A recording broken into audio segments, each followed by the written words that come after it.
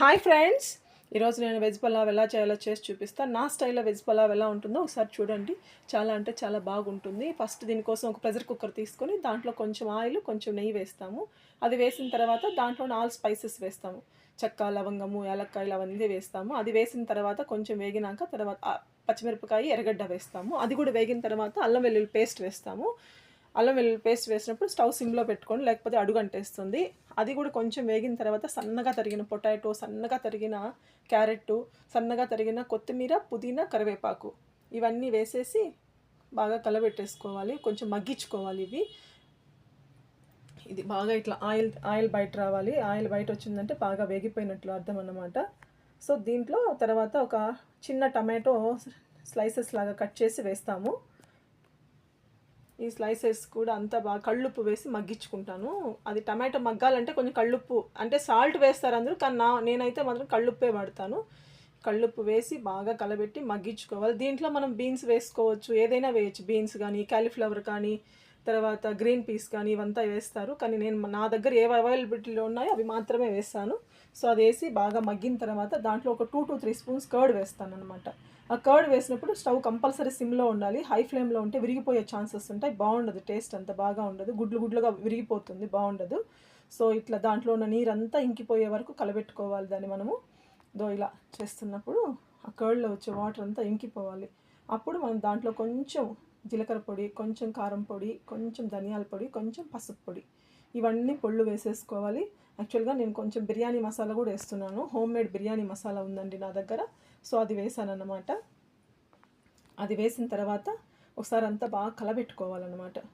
సిమ్లోనే పెట్టుకోవాలి ఈ ప్రాసెస్ అంతా. ఏ వంట అయినా సిమ్లో చేస్తేనే చాలా టేస్టీగా ఉంటుందండి. హడావిడిగా హై ఫ్లేమ్లో పెట్టి హడావిడిగా చేస్తే అదంత టేస్ట్ రాదని నా ఉద్దేశము. నిదానంగా ఓపిక్గా చేసుకుంటేనే ఏ ఫుడ్ అయినా చాలా టేస్టీగా ఉంటుంది. సో ఇలా అంతా కలబెట్టిన తర్వాత ఒక 2 to 3 మినిట్స్ సిమ్లో పెట్టుకొని లిడ్ పెట్టేస్తాం అన్నమాట. ఈ కుక్కర్కి కాసేపు మూత పెట్టేస్తే ఇట్లా ఆయిల్ అంతా పైకి తేలుతుంది, పచ్చివాసన అంతా పోయి ముక్కలన్నీ బాగా మగ్గిపోతాయి. మనకి కర్డ్ అంతా మిక్స్ అయిపోతుంది, మనం వేసిన పొళ్ళన్నీ కూడా కరెక్ట్గా మిక్స్ అయిపోతాయి.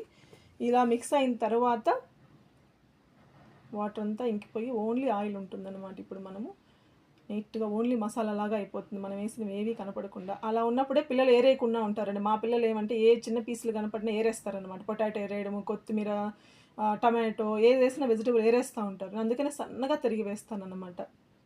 సో యాక్చువల్గా నేనైతే 2 గ్లాస్ ఆఫ్ బాస్మతి రైస్ తీసుకున్నాను. దానికి నేను 3 గ్లాస్ ఆఫ్ వాటర్ వాడుతున్నాను అనమాట. ఇలా మగ్గిపోయిన తర్వాత దాంట్లో 3 గ్లాస్ ఆఫ్ వాటర్ వేసుకోవాలి.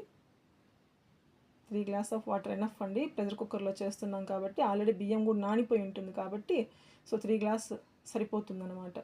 సో ముందే కడిగి నానబెట్టుకున్న బాస్మతి రైస్ని ఇందులో వేసేస్తున్నాను. ఇలా వేసి అన్నీ నీట్గా దీంట్లో వేసేసి పరిచేస్తాం. రైస్ అంతా నీట్గా సర్దుతాము. యాక్చువల్గా మనం వేసిన ఒక టమాటా పులుపు సరిపోదు. టమాటా ఎక్కువ వేసినామంటే మా పిల్లలు తినరు అనమాట, ఏరుకుంటూనే ఉంటారు. పైగా ఒకసారి వదిలేస్తారు, ఇది ఊర్లో ఏరుతారు అన్నట్టు వాళ్ళు తీసేస్తారన్నమాట రైస్లో నుంచి ఆ ముక్కలు. సో అందుకని నేను లెమన్ వేస్తానండి, ఒక ఫుల్ లెమన్ వేసుకుంటాను. 3 గ్లాస్ వాటర్ వేసాను కాబట్టి 2 గ్లాస్ ఆఫ్ రైస్కి ఒక ఫుల్ లెమన్ సరిపోతుంది అనమాట. లెమన్ వేసిన తర్వాత ఇట్లా మూత పెట్టేసి ఒక 3 విజిల్స్ వచ్చే వరకు పెట్టాలండి. 3 విజిల్స్ వచ్చిందంటే పక్కాగా రెడీ అయిపోతుంది, పర్ఫెక్ట్గా ఉంటుంది, అడుగంటకుండా కరెక్ట్గా సరిపోతుంది అనమాట. ఆ రైస్కి, వాటర్కి, మనం వేసిన మసాలాలకి కరెక్ట్గా సరిపోతుంది. చాలా అంటే చాలా టేస్టీగా ఉంటుంది. ఇది చికెన్ ఫ్రై పెట్టుకొని తినచ్చు, లేదా చల్లని రైతాతో తినచ్చు, ఎలా అయినా బాగుంటుంది. మంచి రైనీ సీజన్లో కానీ ఆఫ్టర్నూన్ అట్లా చికెన్ ఫ్రై ఇలా చేద్దాం, ఇలా పలుకులుగా ఉంటుంది. Thank you friends, bye.